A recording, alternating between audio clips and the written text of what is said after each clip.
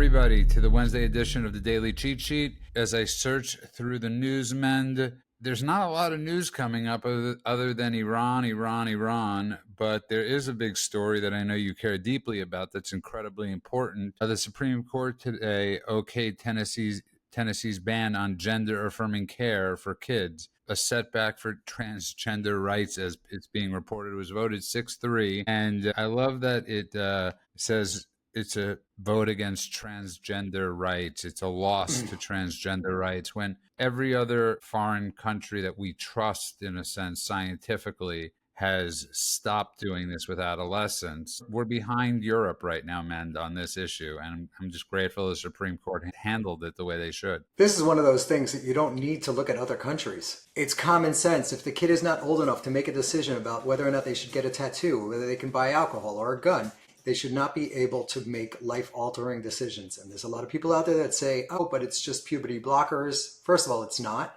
They've been doing actual surgeries on little kids. But even the puberty blockers permanently disables these kids. Their reproductive organs do not form, and they have lifelong consequences by doing this. And there's absolutely zero evidence that it saves any lives. That was their big case. It saves these kids, they're ready to commit suicide, so let them chop off their wiener and maybe they won't commit suicide. They're still committing suicide, same exact numbers, so it doesn't make any difference. So yes, that is a great decision by the Supreme Court. Thank God they did that. Protecting kids should not be controversial. I think that's extremely a great point. I don't think this should be controversial at all, yet they're being used as a science experiment. And I don't blame the children, as I've said before. I blame the parents and I blame the people in power that have made this an issue. Kids are not science experiments. They're supposed to be doing science experiments. And the thing about it is, it only makes sense. And the reason it only makes sense is because at a certain point, you do have to listen to some science. I know that we got really skittish about the phrase, the science, or trust the science. I get that. But that doesn't mean we throw out science with the bathwater. Science still exists. And when you're actually thinking logically about something like this, you have to at least pretend that you're being scientific. Think about what's going on in the UK. In the UK, as of April of last year, they exposed that puberty blockers and hormones lack high-quality evidence. This is something that is incredibly important, because what that means is that we're not just jamming experimental things into our children. They immediately halted routine gender medication for kids. But forget the ideological part, forget everything else. Just from a scientific perspective, this is dangerous. And they also found in Australia that they were having these diagnoses that kind of came out of nowhere. They just were like heart-led diagnoses. Again, totally ignoring the science. And the judges this year started revoking permission to let a child transition. There was a kid with autism that literally was being manipulated by the parents. And no matter which way you slice it, it was irresponsible and it was anti-science. Again, we can look at this without even thinking about whether we agree with transgenderism or don't agree with transgenderism, or whether we're sympathetic or whether whatever, and still say we don't want our kids to be carved up before they even understand what it is that we're talking about. In the US, till basically this ruling, the progressive playbook was either you affirm or you're a bigot. There's no middle ground, right? There's no psychological screenings are allowed, no second opinions are allowed, parental rights go out the window, all of that. And in fact, therapists who say, I want to look at other causes, can lose their license in the United States. That is insane. And as for this ruling, the Supreme Court ruling, United States versus Skermeti, as of today, that upholds Tennessee's ban on these medical treatments, it basically just says what, honestly, even those of us who are pro-trans rights, who are pro-personal choice, understand is only logical.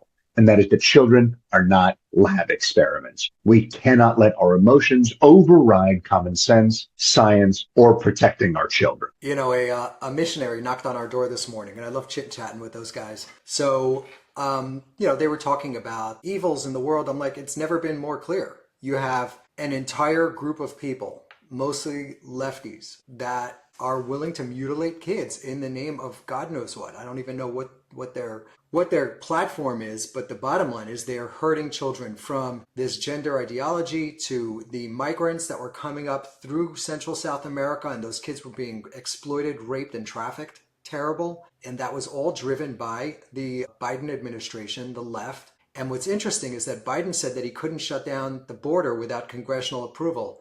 Well, last month was the first month in maybe history that there were 0 migrants let into the country, released into the country. 0. That went to 0. We went from 10,000 a day to 0.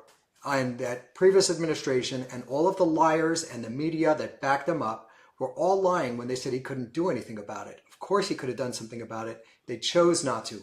They chose to, one, have our borders completely wide open and anyone coming in, including dangerous criminals, and they chose to allow these kids to be trafficked across the border, which is unconscionable. I think that's a great point, and it's something nobody's bringing up, and Trump is not getting credit for this. It's constantly knocking the fact that there are still 20 million here, including from our own party.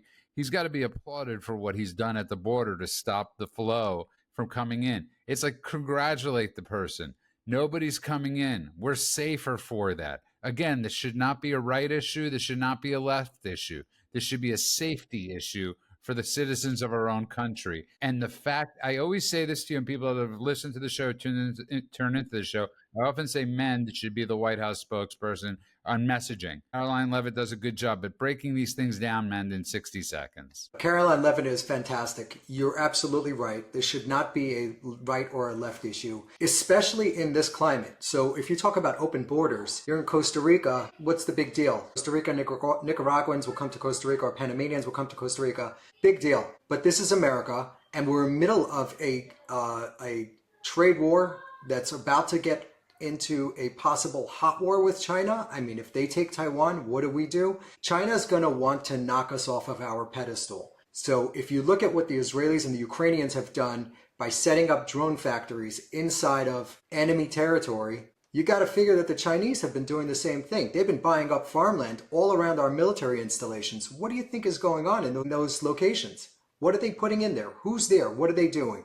We constantly catch them sending in bioweapons. 2 guys were just caught in the last 2 weeks. So in that climate, to have an open border is insane. It is absolutely insane. It cannot be defended. Yet you have an entire party, which I used to be a part of, that defends it. I did not know you were a member of the People's Republic of America Party. I'm extremely unaware of that, but I just got done listening to Tucker Carlson and Ted Cruz debate, and I got to tell you, I feel dumber after the conversation. And no offense to Ted Cruz, but sadly, he did not know how many people live in Iran, which then, of course, Tucker uses against him, because Tucker's brilliant at debating. He'll find that little mistake you made, the turn of phrase you said, and go after it. And it's extremely dangerous that somebody like Tucker has this massive, massive platform, and somebody like Ted Cruz, who I actually like and who's considered the genius of the Senate, really couldn't handle the debate. And if you're going to debate Tucker,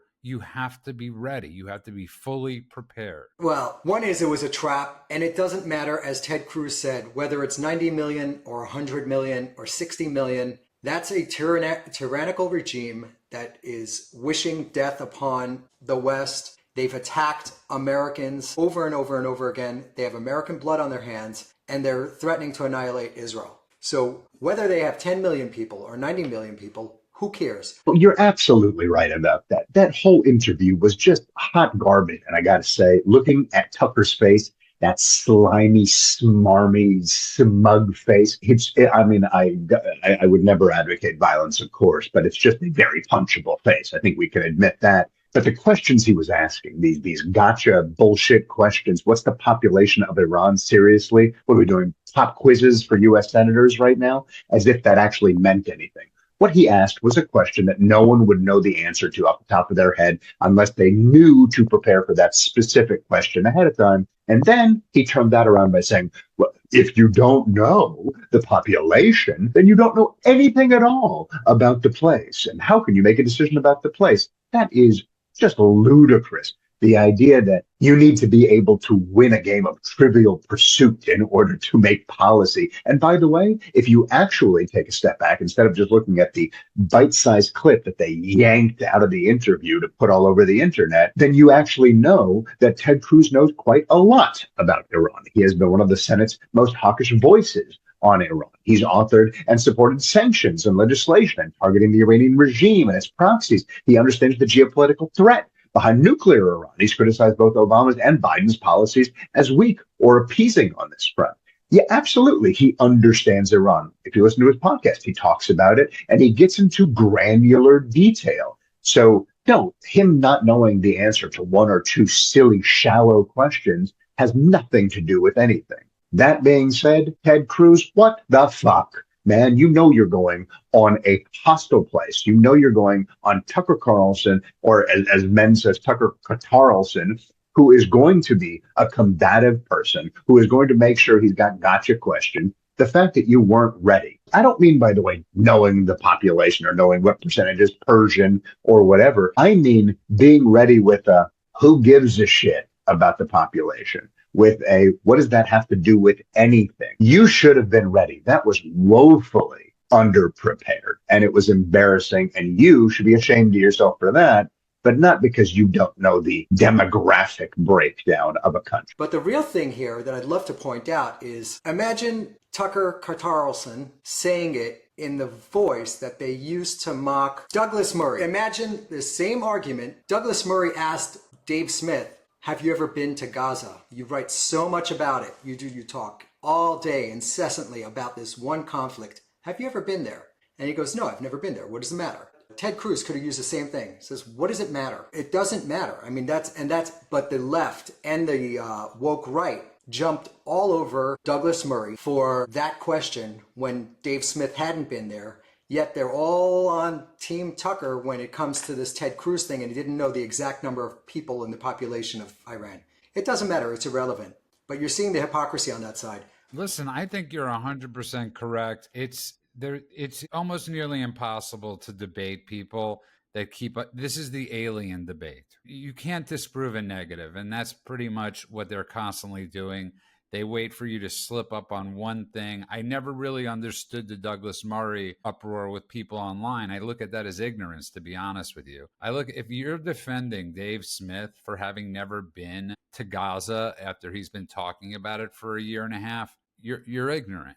There's something incredibly important if you're going to be a responsible resource to actually go and visit certain places and know the topography, know the geography. And it's not like Israel's that big, man. It's not like it would take Dave Smith that many days to travel. It would take him, roughly 6 hours to get from point A to point B? What's more important is that if you really feel that strongly about something, go check it out. Go there. Fact-finding mission. You find out for yourself. Congress people do it all the time. This guy, who's a self-hating Jew, and he loathes himself, continues to just spew hate against that one nation and against America as a whole. The guy is truly demented. He takes the wrong side of almost every issue. The only thing I do agree with him on is we should get to zero tax. That is about it. You love that zero tax thing? I don't know anybody that wouldn't want zero tax. There are just so many rumors. And one of the biggest rumors, what we're seeing right now, especially online, is this myth of the boots on the ground. It's a constant state of what people keep on claiming is being said, and it's not. It's a talking point that's being thrown around by people that don't want to bomb the one nuclear site that Israel cannot hit. And for the people that don't think or are questioning whether that's a nuclear site, okay, you're right. Worst case scenario, we'll blow up a mountain. So, man, what are your thoughts on that? Because it just drives me crazy. I've been listening to a lot of these guys talk about it. Some people I respect, like Charlie Kirk, and they keep on connecting dots that don't exist. So one is, do we have a right to provide Israel the arms to bomb that site? We do. That they do agree, they concede. Yes, Israel should be able to do it, and we should give them the arms to do that. Do we have the right to do it? This is where it starts getting murky on this, guys. And I don't understand why they don't think we have a right to take that out when the Iranians have been attacking us, Americans, for many, many years, going back before the 1982 barrack bombing of our Marines, way before that. But that's just a clear, great example of one instance where they bombed our barracks and killed over 200 Americans. So we absolutely have a right to do it. You're absolutely right. The thing that the don't bomb Iran crowd is missing, and I'm not even talking about the fact that we should immediately, let's go bomb Iran. I'm saying if that ends up happening, I'm not saying we go drop nukes. I'm not saying we explode the facility and radiate the area for the rest of time. I'm not talking about Iraq 2.0 and nation building and trying to impose our stuff on top of this country. I'm talking about deterrence. I'm talking about consequences. Right now, we have a rabid dog, keeps biting our neighbors and keeps running after us. And we're hoping that it's going to stop when it gets tired. But you don't do that. You put the damn thing down, or you build a fence that it can't cross. And Iran is that dog. That means Hamas, funded by Iran. Hezbollah, funded by Iran. The Houthis, funded by Iran. American soldiers getting hit with drones in Syria and Iraq, that's also on Iran. And for us to pretend like we haven't been attacked is ridiculous. And isolationists saying just stay out of it means they're ignoring the fact that it's already at our doorstep, at our embassies, at our soldiers' doorstep, on our allies' doorstep. It's time to wake up and say, this isn't something that we should completely dismiss, as Thomas Massey and AOC are trying to mandate. Now let's talk about what happens next. This is what they say, because now they're talking about regime change. We take out the leader of Iran, Mr. Khomeini, and what's going to happen? Will there be sectarian violence? Will they start killing each other? And are we going to have to send in troops? This is how they get there. Send in troops to keep the peace. No, we don't. We don't owe those guys anything.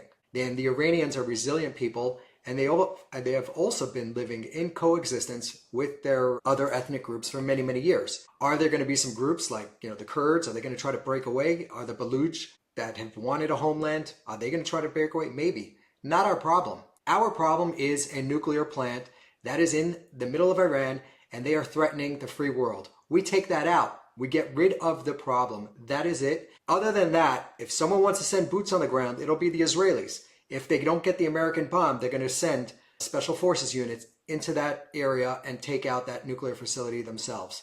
They don't need the bomb. We would prefer always to get this over with a bomb without putting our boys and girls in harm's way, especially Americans. So if we could bomb that thing and end it, they should do that. And they should take out that leader. I think that'll take the wind out of the sails of this experiment that Jimmy Carter started with these extremist radical Muslim clerics who took over that country and held their people. 92 million people are hostage, being held by these insane lunatics who kill gays. They kill girls who don't wear a hijab right. They don't cover their hair correctly. These people are lunatics, and they need to be ended. They need to be put out of business. This is the opportunity. This is the time, and it should be done, and it should be done by America. Not because I'm advocating for American boots on the ground. This is just a bomb, a big bomb on a mountain, and bye-bye mountain. Plain and simple. I want to go get to something that's extremely important. And listen, I know you have ideas on this, but I can't understand for the life of me why nobody's talking about the rest of that region. Trump just came back from the Saudi tour, and between the United Arab Emirates and Saudi Arabia, for the future, he supposedly has raised over the next 10 years trillions of dollars. That nobody is bringing this up is really bizarre to me, because I can't for the life of me think we got that money. Yes, sure, it's for investments, but it's also very similar to the mineral deal that we did in the Ukraine. It ensures that the United States will support those in case of attack. We have a vested interest. They've pulled us in, and I'm okay with that. And nobody's talking about that. They're okay with one, but not okay with the other. And that they can't connect the dots is really mind-boggling to me. Yeah, I mean, what we're seeing with the moderate Arab states under Joe Biden, especially Saudi Arabia, which has made a massive pivot from the ones spewing Wahhabi Islam, which is a very, very ugly form of Islam, which is where ISIS comes from and all those crazy groups, being completely pro-Western. And under Joe Biden, he was driving them to the Russians. He was driving them to the Chinese. He was trying to alienate them over the Khashoggi murder. And I'm not absolving them of what they did, but you don't alienate an entire country and drive them to our enemy's arms over how that one man met his fate. So you have these countries. Trump did get a lot of investment from them. We do want to bring them in. What you want to do is when someone's doing the right thing, and they tried to do this with a couple of leaders, Trump tried to do it with Kim Jong-un, when they start doing the right thing, you reward them. So when these moderate Arab states start retraining and reteaching their people not to hate and kill the West, not to grow up to be suicide bombers, you want to embrace that. You want to foster that. You want more of that. But the previous administration, Yes. They were just driving it away. They were trying to alienate them, which made no sense. So, yes, I agree with Trump and the policies that he did. It's interesting is that last night, the official X account, Twitter account for the country of Iran put out a video of a general that looked kind of AI created, a general caressing a little atomic bomb, had the nuclear logo on it. And they said, tonight, we're going to do something that is going to be bigger than anything anyone has ever seen, and it's going to be remembered for centuries. So they're threatening to nuclear attack either Israel or American interests in the Gulf. We can't tolerate that. We cannot accept that. Absolutely. Look, here's the thing I don't understand. Iran goes on Twitter, threatens a nuclear strike, and the isolationist right still thinks the right move to do is nothing? I don't even understand the thought process. Are they more offended by responding to the actual threat than the threat themselves? This is the schizophrenia and also the cowardice of modern isolationism. They're taking the investments for everybody, including Qatar's blood-stained sponsorship, and yet Iran literally caressing the bomb, as you pointed out, and saying, something's coming. Now we just want to fold our arms and write a Substack essay and not get involved and pretend this is someone else's war. Does it even make sense? Imagine claiming you are America first while your enemy literally laughs in your face and posts on social media that they're coming to kill you, and you do nothing. That is morally compromised and strategically bankrupt. And if that's the way you are thinking about what to do on the world stage, then you don't belong in policy. You belong in hiding. Absolutely. What Trump is doing now is he's ratcheting up the rhetoric. He's going back to maximum pressure, this time with the threat of military intervention. And he's telling the Iranians, once again, you have a chance and an off-ramp right now, but my patience has run out. What does that mean to these guys? It's so funny because that nuclear thing they did last night was a bluff. Are they just going to bluff themselves into getting hung like Saddam Hussein did? Saddam Hussein kept on bluffing that he had all this stuff. He didn't have it. But this guy keeps on bluffing, and America is going to take that thing out, and they'll probably take him out too, or let the Israelis take him out. Here's the thing, and I know Golan has brought this up. I think you brought this up. Remember, there was Baghdad Bob in Iraq, right? So everything was great. He was giving reports to Saddam Hussein that they were winning. And I'm sure the Ayatollah has his sycophants that are surrounding him saying, it's all going great, Ayatollah. The streets are okay. The missiles are landing in Israel. I'm sure they're showing him every piece of propaganda that's completely untrue. And he's 86 and has zero idea of what's going on. And that's probably really the reality of the situation right now. And one of my favorite things of the day, I got to say, is Macron warns regime change in Iran could cause chaos. What's going on right now, Macron? I mean, how stupid is Macron, your favorite person? He's an absolute moron. He's been wrong on everything. And I think it has to do with him getting molested by his wife when he was a kid. So that child molester, really, really did a number on him. What's really concerning is how do the French people elect a guy like that and his pedophile wife? How did they make it to the top office in the country? He's absolutely wrong on everything. It was funny when he put out a statement for Trump when Trump left the G7 saying Trump is going to go back to Washington to draft a ceasefire agreement with the Iranians. And Trump got back and said, what are you talking about? I'm not doing anything of the sort. So the guy's just a fool. And he's a fool with a pretty strong country behind him. So we're dealing with a fool on an international stage. At this point, it's almost like you can't blame them. Maybe it's muscle memory. France made appeasement their national virtue. Right? This is just what they do no matter what happens. It's like every time there's a global crisis, you can count on two things. One, the UN is going to say some dumb shit in a statement. And two, France is going to immediately either wave a white flag or tell somebody else to. They don't lead, they don't fight, but they sure have plenty of opinions about how America and Israel and everybody else should restrain itself. Time to ignore the French until they get a leader in there that actually has some fucking balls. Get back to the Ayatollah. How bad of intel do you think he's receiving? And obviously this is rumor and speculation, but what are your thoughts on that? Well, they have a different structure in that country. So our military is set up with all its different divisions and branches, and we foster free thinking and creative thinking on the ground, on the fly. Our guys, we drop some 6 special forces guys behind enemy lines, and they got to figure it out, and they get things done. Over there, it's all top down. So when Israel took out their top generals, and especially the Air Force Command, on the first opening salvo of this war, they were rudderless. They were completely unguided. They had no idea what to do. They promoted some lower level guys to the higher positions, and those guys weren't used to thinking on their own. They were always used to just taking orders, and when they did something wrong, they would be severely punished. So it's not a system that is geared towards replacement. They're not easily replaceable. These guys are having a hard time. So are they telling him what he wants to hear, or is he just such a moron that he thinks he could bluff his way out of this? He already lost all of his air defenses. I mean, Israel is just doing a number on them, and he's posturing as if they have the bomb, as if he's gonna.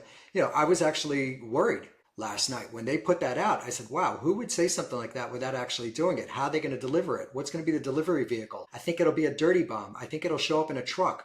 I think it'll show up in a truck and a dirty bomb next to one of our army bases.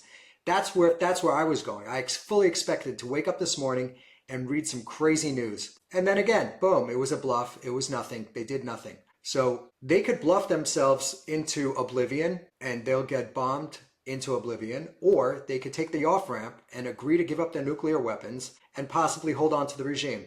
The choice is theirs. Well said. And Ted Cruz brought up a great word. And you bring up somebody like Charlie Kirk, and Charlie Kirk wasn't alive really during the Iraq War. So everything he's learned has been through the prism of people like Tucker Carlson. And I'm not knocking Tucker Carlson on this one, actually. Listen, we royally messed up, and everybody has a right to question. Everybody has a right to question. And Ted Cruz brought up the word that we've overcorrected. And I love that word, and I love the way he used it. We made many mistakes with our foreign policy. It doesn't mean we go a total 180 shift.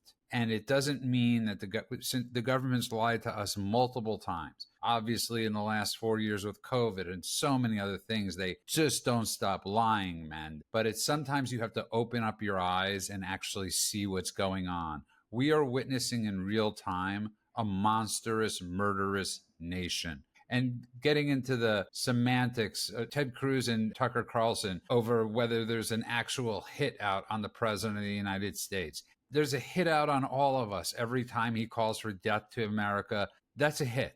That's calling for a hit of our country, and the semantics and the overcorrectness. So I want you to get into that because it's very scary. We can't live in the past and say, well, because we messed up, we got to let everything go. I think what's important is to acknowledge that the Iraq War was a mistake. If you do that and you could call it for what it was, there was no chemical weapons, and we got into that war, and then we put boots on the ground, and then we decided to turn it into a democracy. It doesn't work. And I think what Trump is realizing and what he's doing is like, look, I don't care about regime change in the Middle East. I don't even care about democracy. Let them do it the way they do it. Let's get them on board by using economics. If we could incentivize these people to do things the way we want them done, which is for peace and prosperity, then they actually get on board without you having to go in there and try to change the regime or do these coups and everything else that countries have tried and failed to do for many, many years. I completely agree with your second point. Obviously, you've heard me talk about this on the show before. I believe it has to come from within that change. And I think the idea that Trump is using economics to get it done is 100% correct. But I also want to push back on something. I know this is not a popular narrative, but I don't think the Iraqi war was a mistake. I think the execution of the Iraqi war was a mistake. I think, yes, we were wrong with the WMDs, and they didn't have stockpiles, and all the stuff that with Condi Rice and everybody else that was said was wrong. But that doesn't mean that the idea of taking out Saddam himself and changing what was going on in that region was a bad idea, because ultimately, if you understand the history of Saddam Hussein, you know that he was a ticking time bomb with or without WMDs. He was gassing the Kurds, he was massacring the Shiites, he was invading Kuwait, he was sponsoring terror, he was paying off suicide bomber families, he was spitting in the face of all Western institutions. He himself was a human weapon of mass destruction. Sure, the idea that everyone was wrong, 100%. The idea that we executed it incorrectly and tried to babysit the place and tried to put our own democracy, like ladle it over the society that was never going to accept it, that was absolutely wrong. But the idea of going in was not wrong. ISIS didn't rise because we invaded. ISIS rose because we left. The way Obama pulled out just yanking the plug out in 2011, that power vacuum turned into a caliphate. Us leaving places actually has been doing more damage than us getting into places. So I just wanted to throw that out there. Absolutely. I mean, look at the pullout of Afghanistan. Overcorrection, that's a glaring example of how not to do it. We left billions of dollars of military equipment to the Taliban, to the terror organization. They did a parade with our equipment. It just, none of that makes sense. And if you look at all of these things and you just look at them at each one with its individual characteristics and you evaluate it on those characteristics, you should be able to come to the right conclusion. Iran is trying to get a nuclear bomb. That cannot happen. We can take it out. There's nothing that precludes the US from bombing that mountain since they've been bombing us since 1979. So we have all of the justification to go in there and do it. We have the military firepower to do it, and we have the opportunity now to do it because Israel took out all of their defensive anti-air missile systems. So why wouldn't we do it? Why wouldn't we end that chapter? This has been a festering thing for the world that we've all had to deal with for the last 20 years, and now we have an opportunity to end it, and we're not going to take it because Tucker Carlson got paid off by Qatar to say don't do it and to try to split the MAGA base. And the guy behind the scenes says he hates Trump anyway. So who cares? Trump is going to do what needs to be done. I think he's going to take out that little mountain and it'll be over with. And then what? The Shah of Iran's son has come out and he said that he has already put together a cabinet. If the Ayatollah falls, if the head of Iran either gets killed or is strung up by his people or flees, this guy's ready to come in and take over. And his father ran the country. He's very well connected internationally, and he has outreach from internal generals inside of Iran have reached out to him and said, if you come back or when you come back, we will switch our allegiance to you and help set up a new government. It looks like that's where it is going. And by the way, great assessment. And to your point, Tucker Carlson apparently called Trump last night to apologize for his snideness. But I think it's extremely important what we're talking about, especially with this overcorrection. It's extremely dangerous. We can't live our foreign policy through mistakes of the past. We have to be intellectually honest. And people have to really look at it and study it. Maybe Republicans haven't done a good enough job in apologizing or explaining themselves to the younger generation and say, we messed up. That doesn't mean everything we're doing moving forward is nefarious. And it's extremely dangerous right now to not keep the foot on the gas and get rid of Iran. Lastly, I just want to say to you, because I keep on getting back to this business, Trump is brilliant, especially with the Abraham Accords. He sees a vision in the Middle East. He realizes Europe is no longer a dominating force. He realizes that NATO essentially stands for nothing. So if Trump could build a new axis of good, that's what he wants to do. The only way that axis of good can exist if Iran does not have a nuclear weapon. Because if Iran gets it, then the Saudis are going to want it. Then the UAE is going to want it. We don't want them having it, and they're okay with not having it as long as these crazy mullahs don't have it, man. That is very true. So one is just a slight correction. You said get rid of Iran. We want to get rid of the Iranian problem. We love the Iranian people. Fantastic people. Right, of course. As far as there being a nuclear arms race in the Middle East, that is absolutely what would happen if Iran got the bomb, for sure. You know, people need to understand that the Iranians are a form of Islam that comes from descendants of Muhammad, and it's called Shia Islam. The Shia Islam is very different from Sunni Islam. Sunni Islam is what Saudi Arabia is the main powerhouse behind. Sunni Islam, interestingly, has produced ISIS through their Wahhabi form of Islam. So you have Saudi Arabia, which pivoted back to normalcy. Iran, which in their doctrine, you know, every last Jew needs to be killed in order for the prophet to come back again. I think it's the 13th. That's what they actually believe. That's why they think Israel needs to be gone, because in order for their prophet to come back, every Jew needs to be dead. So that's incompatible with peace in the Middle East, to say the least. And then you also have the Ottomans, another group, which is the Turks, and they're not Arabs. So you have the Persians, which is Shia, You have the Sunnis, which is the Saudi Arabians and everything on that peninsula. And you have the Turks, which is the Ottomans. None of them get along. They all hate each other.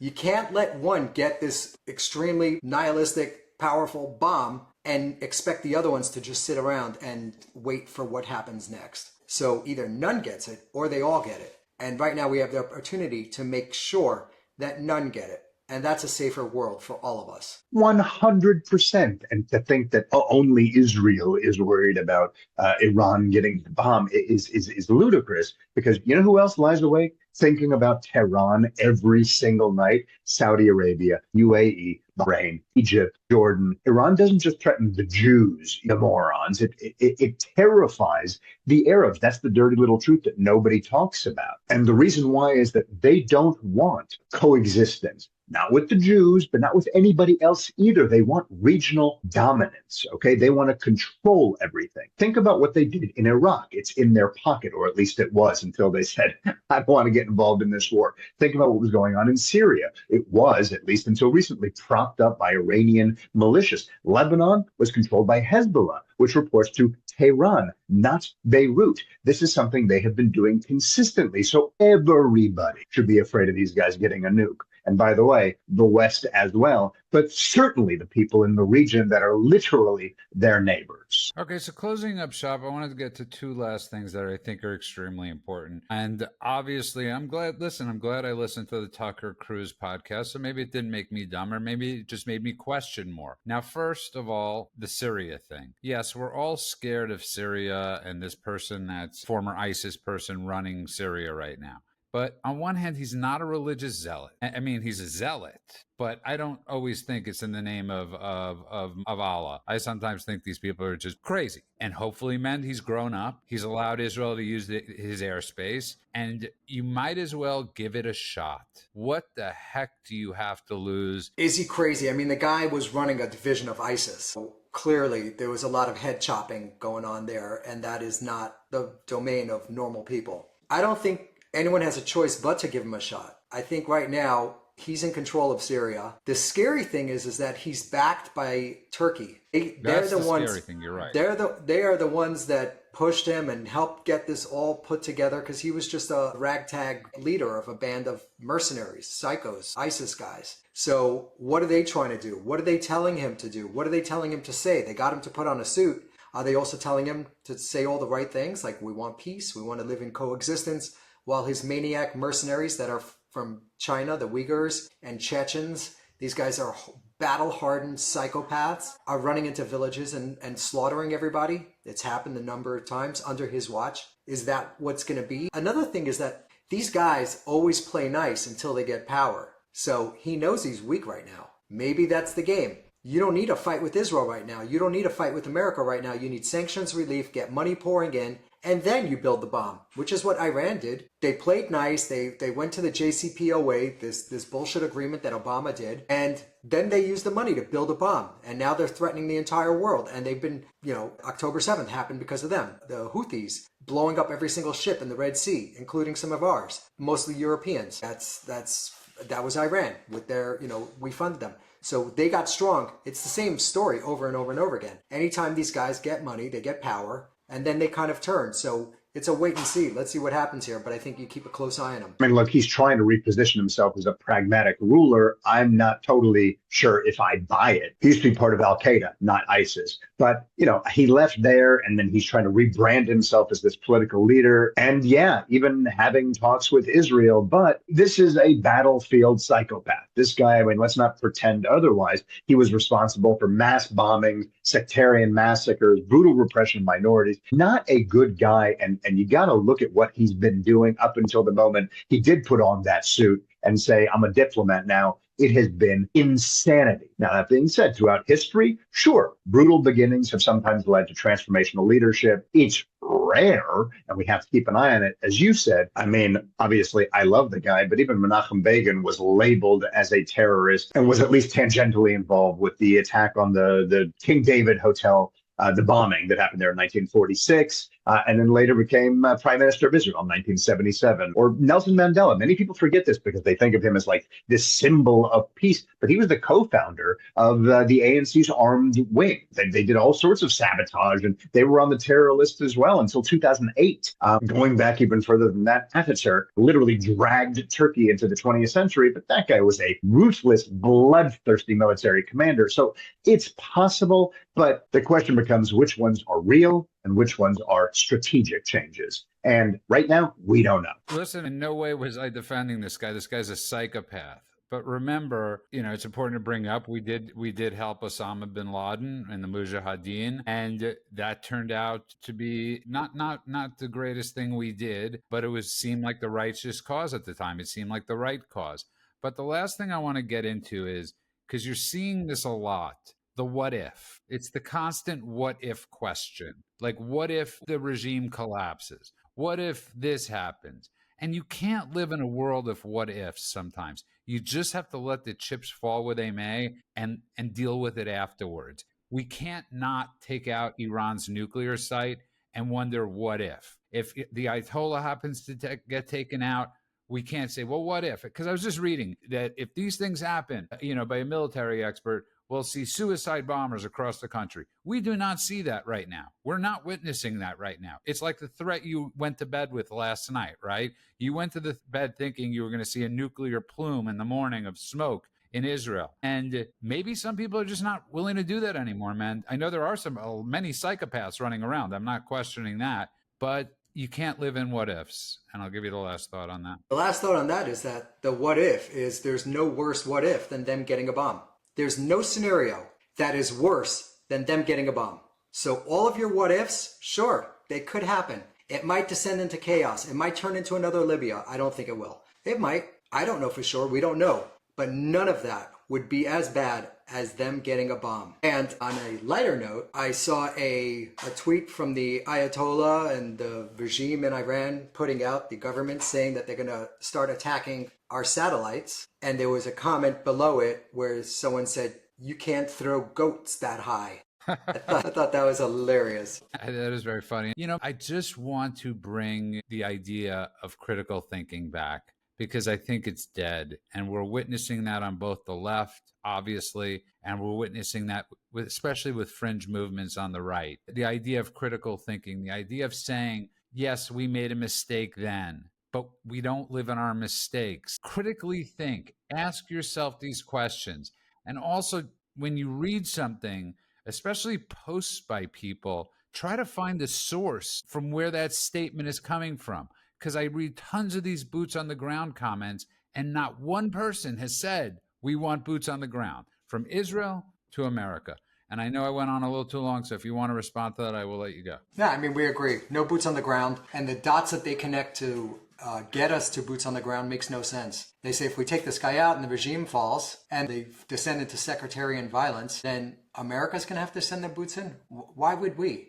They're the ones that were building a bomb. They were the ones that attacked us since 1979. We don't owe them anything. We wish the best for the good people of Iran, and we hope that they could sort this out. If anything, we're creating space for them to free themselves. And that's what should be. There should be beautiful democracy flourishing in Iran. 100% agree. Well said. And on that note, I want to remind everybody, follow us on Apple, Spotify, Stack, The Daily Cheat Sheet, YouTube, The Daily Cheat Sheet, X, TD Cheat Sheet. I just want to thank everybody for all the downloads, all the love we're getting, all the comments we're getting. And on that note, I want to wish everybody a good morning, good afternoon, and good night, world, wherever you are.